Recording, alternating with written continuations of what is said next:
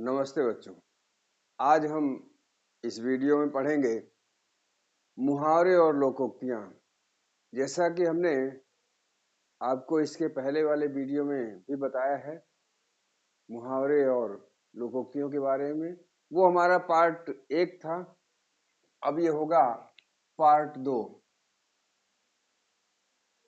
Part 2 होगा मुहावरे और लोकोक्तियों का। ये पार्ट 2 का वीडियो आज हम आपको के लिए बना रहे हैं। इसमें हमने 1 से लेकर 15 मुहावरे अलग से दिया है। पहले वीडियो के अतिरिक्त ये दूसरे वीडियो में 1 से लेकर के 15 तक मुहावरे हैं, उनका अर्थ है, और इधर उन मुहावरों का वाक्यों में प्रयोग किया गया है। हम आपसे पुनः कह रहे हैं, हर वीडियो की बात इसमें भी बता रहे हैं कि हमारा वीडियो पूरा देखिए, यानी पूरे समय तक देखिए। हमारा वीडियो पसंद आए तो उसे लाइक कीजिए, हमारे वीडियो को शेयर कीजिए, कमेंट कीजिए और हमारे चैनल को अधिक से अधिक सब्सक्राइब कीजिए। तो आइए देखते हैं इस वीडियो में हमने क्या लिखा है। तो इसमें पहला वाक्य है, ईद का चांद होना, बहुत दिन बाद दिखना, यानी दिखाई देना। ईद का चांद होना यानी बहुत दिनों के बाद दिखना, अर्थात उसका अर्थ है दिखाई देना। तो वाक्य प्रयोग है, रमेश को देखकर सोहन ने कहा, तुम तो ईद का चांद हो गए। यहाँ है, सोहन ने कहा, तुम तो ईद का चांद हो गए। तो इस प्रकार से रमेश को देखकर सोहन ने कहा, तुम तो ईद का चांद हो गए, अर्थात सोहन ने रमेश के लिए इस शब्द का प्रयोग किया कि रमेश तुम तो बहुत दिनों के बाद दिख रहे हो। अगला है, उल्टी गंगा बहाना। उल्टी गंगा बहाना अर्थात नियम विरुद्ध कार्य करना या उल्टा काम करना। जो काम करने का ढंग है, तरीका है, उसके विपरीत काम करो। तो बेटे के सामने पिता मेहनत करे, यह तो उल्टी गंगा बहाना है। बेटे के सामने पिता मेहनत करे, तो कहने का भाव यह है कि पिता तो उम्र दराज है, उसकी उम्र ज्यादा है, लेकिन वो काम कर रहा है, बेटा खड़ा होकर के देख रहा है। तो ये तो उल्टी बात हो गई। काम करना चाहिए बेटे को, वृद्ध पिता को काम नहीं करना चाहिए। तो यहाँ बेटा ही काम नहीं कर रहा है, पिता मेहनत कर रहा है। बेटे के सामने पिता मेहनत करे, यह तो उल्टी गंगा बहाना है। यहाँ हमने लिखा है उल्टी गंगा बहाना, ये उल्टा काम करना, ये तो काम उल्टा हो गया, इसलिए इसको उल्टी गंगा बहाना कहते हैं। अगला है उल्लू फसाना, अपने जाल में फंसाना, यानी किसी व्यक्ति को मूर्ख बनाकर अपना काम निकालना, ये उल्लू फसाना है। तो उल्लू फसाना, अपने जाल में फंसाना। तुमने मुझे उल्लू फंसाकर काम कराया है, अर्थात कोई व्यक्ति दूसरे से कह रहा है कि आपने हमें मूर्ख बनाकर काम कराया। अर्थात उल्लू फंसाना यानी मूर्ख बनाना एक तरह का होगा, अपने जाल में फंसाना यानी मूर्ख बनाना।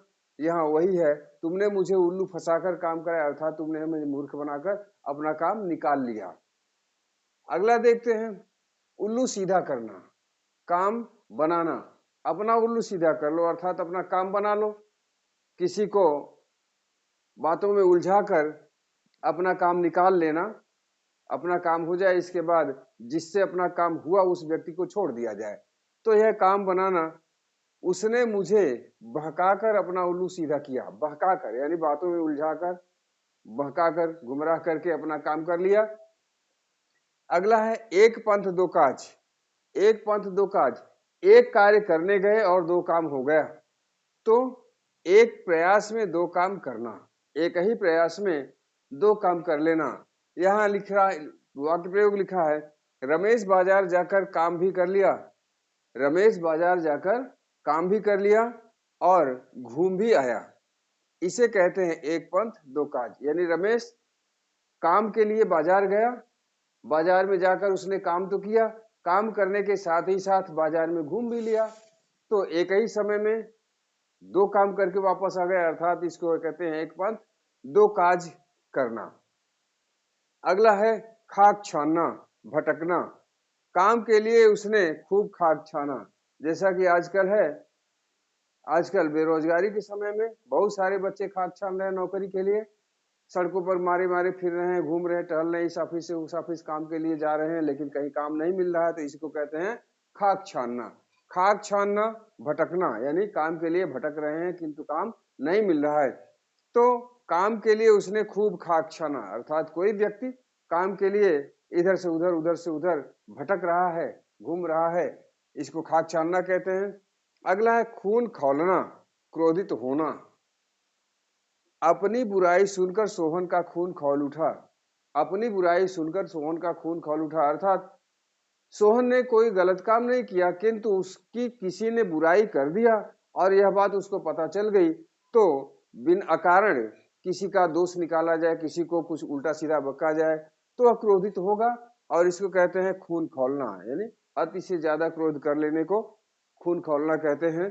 तो उसे क्रोधित होना। अपनी बुराई सुनकर सोहन का खून खौल उठा। सोहन का खून अपनी बुराई को सुनकर के खौला, जो कि नहीं होना चाहिए था।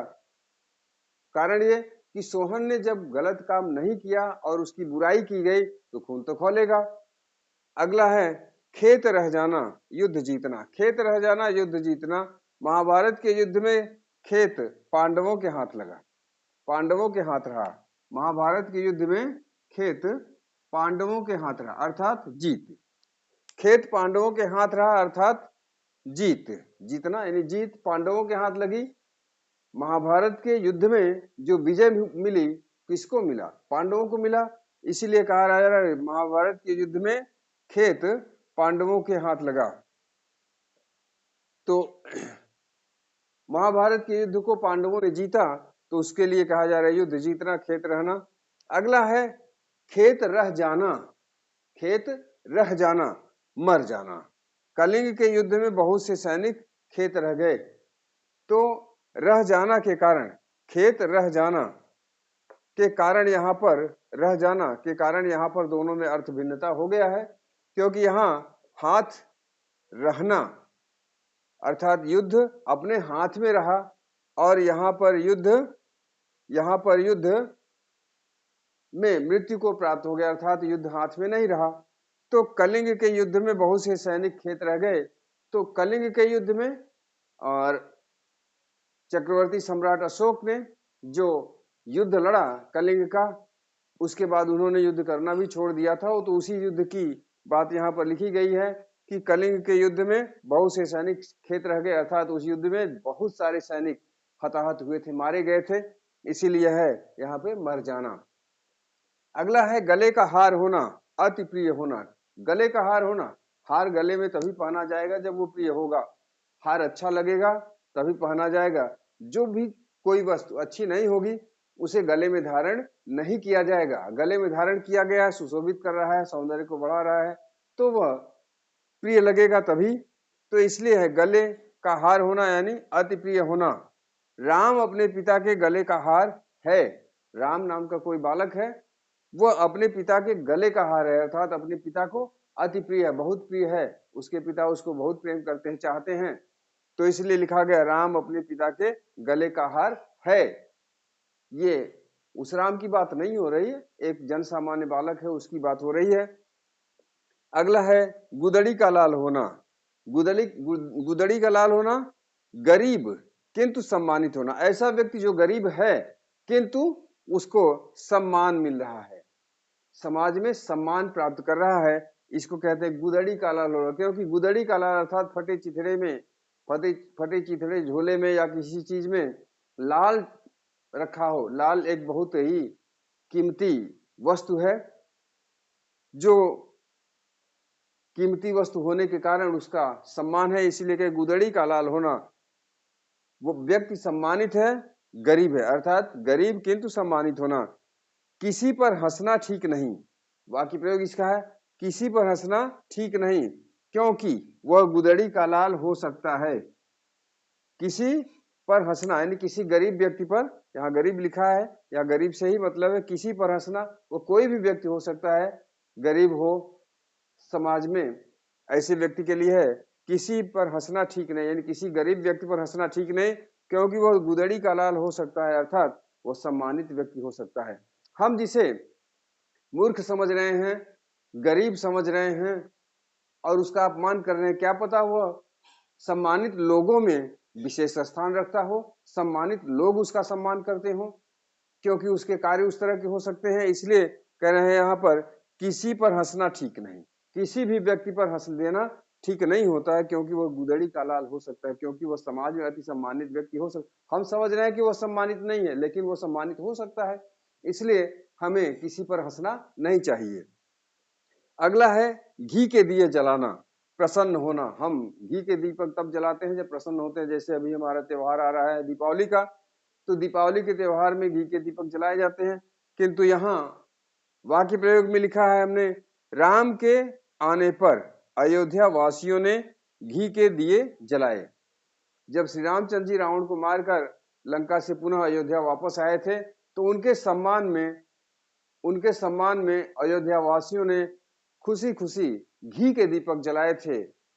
इसलिए इसका अर्थ है प्रसन्न होना। घी के दीपक तब जलाए जाते हैं तो जब प्रसन्न होता है व्यक्ति। तो राम के आने पर अयोध्या वासियों ने घी के दीपक जलाए। चंगुल में फंसाना, चंगुल में फंसाना और चंगुल में फंसना अलग है। चंगुल में फंसना किसी की बातों में उलझ करके उसके बस में हो जाना, और चंगुल में फंसाने का मतलब होता है किसी व्यक्ति को अपनी बातों में उलझाकर उसे फंसा लेना। खुद फंस जाना और किसी को फंसा लेना दोनों विपरीत अर्थ रखने वाले शब्द हैं। इसलिए यहाँ चंगुल में फंसाना है, फंसना नहीं है। फंसना होगा तो यहाँ बस में करना लिखा है, वहां हो जाता बस में होना। चंगुल में फंसना, बस में होना, चंगुल में फंसाना, बस में करना। तो इसका अर्थ है मोहन ने रमेश को चंगुल में फंसाया, अर्थात रमेश ने मोहन को अपने बातों में उलझाकर उसे अपने कब्जे में कर लिया, उसे अपने बस में कर लिया बातों में उलझाकर। इसको कहते हैं मोहन ने रमेश को चंगुल में फंसाया, अर्थात मोहन ने रमेश को अपने बस में कर लिया। यहाँ वाक्य प्रयोग में हम यही शब्द लिखेंगे, जैसा कि हमने पिछले वीडियो में बताया था कि हमने इस वाक्य प्रयोग में इन शब्दों को ले आना है, इनको नहीं लिखना है। तो अगला है छक्के छूटना। छक्के छूटना और छक्के छुड़ाना दोनों अलग अलग विपरीत अर्थ रखने वाले हैं। छक्के छूटना मतलब हिम्मत हारना, छक्के छुड़ाना का होगा हिम्मत हराना। हिम्मत हराना होगा छक्के छुड़ाने का अर्थ, लेकिन यहाँ है छक्के छूटना, हिम्मत हारना। कठिन काम को देखकर सोहन के छक्के छूट गए, अर्थात ऐसा कोई काम जो बहुत ही मुश्किलों भरा है, कष्टसाध्य कार्य है, उसे नहीं कर पाने की स्थिति में आ गया। जब नहीं कर पाने की स्थिति में आ गया सोहन, तो उसके छक्के छूट गए, अर्थात वो काम करने से हट गया। छक्के छूटना, हिम्मत हारना, कठिन काम को देखकर सोहन के छक्के छूट गए। अगला वाक्य मुहावरा है हमारा, छोटे मुंह बड़ी बात। छोटे मुंह बड़ी बात, योग्यता से अधिक बात करना, यानी हमारे पास जितना ज्ञान है उससे कहीं ज्यादा हम बात करने लगे और उल्टा पुल्टा बक जाए, उल्टी पुल्टी बात बोल दें, तो इसको कहते हैं योग्यता से अधिक बातें करना। मोहन की बातों को सुनकर लगा कि वह छोटी मुंह बड़ी बात कर रहा है, अर्थात सुनने वालों को मोहन की बातों को ऐसा प्रतीत हुआ कि इस मोहन को जितना ज्ञान है उससे कहीं ज्यादा बढ़ चढ़ के ये बात कर रहा है।